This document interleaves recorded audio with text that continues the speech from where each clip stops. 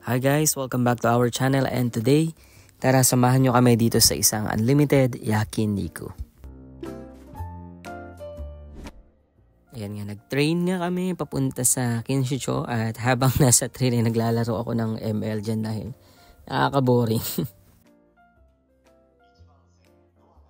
At ito nga yung view dito sa bandang labas. Medyo malamig na yung panahon ngayon kasi patapos na yung fall. At nandito na nga tayo sa loob ng yakiniku.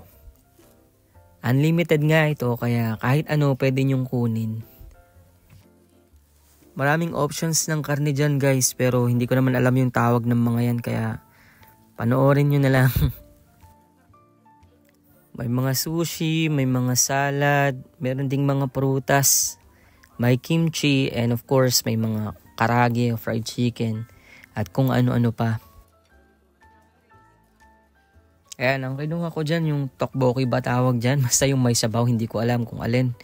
Medyo malamig kasi at gininawa ko kaya gusto kong humigop ng may sabaw pero maanghang pala. Nag-ihaw nga din pala kami dyan guys ng okra na may bawang para pambalanse. Ayan, kung napapansin ninyo, sila yung mga kasama namin ngayon dito. Actually, nilibre lang kami ni Ate MJ. Ayan si Ate MJ. Birthday kasi nung only son nila na si Francis yan. Happy birthday sa'yo Francis, mabuhay ka pa. Akala nyo kami yung bumili ng pagkain na to, no? Hindi po. Wala po kaming perang pambili.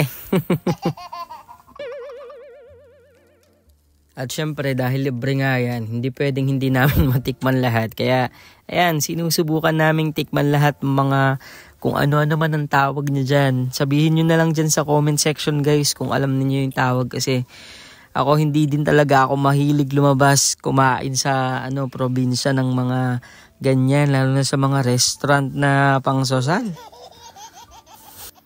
Pang lang tayo guys, pang karinderi at pang turo-turo. Ayan naman si Ate Eya, ang nilalantakan niya dyan. Siyempre, ice cream. Diyos ko, wala nang ngipin na natira. Ice cream pa rin ng ice cream tong batang to. Tapos, kinuhanan pa siya ni Ate Hana niya ng cotton candy. Hali. Pero sige, pagbigyan na natin. Total, may okasyon naman. May birthday naman. Yung mga sweets na yan guys, at lahat ng nakikita nyo dyan kasama na dun sa unlimited.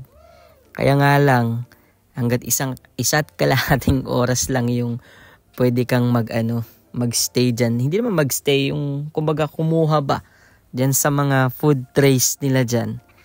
Di ko na din natanong kung magkano yung bayad per head. Pero pati itong mga drinks kasama yan po. Except yung alak, syempre iba yung presyo niyan. Bali, tabi-hoday siya at nomuhoday except doon sa beer nga. E na yan, gabi na, syempre, sasakay din ulit kami dito sa tren, pauwi, pabalik ng Koiwa Station. Siksikan na po ang mga bagon pag ganitong oras na dito sa Japan. Kasi rush hour na talaga yan, uwian na. At ayan, busog na ito si Ate Eya na wala ng ngipin. And hanggang dito na lang muna itong ating vlog mga kapatid. Diyos tagi nagyaman na ka.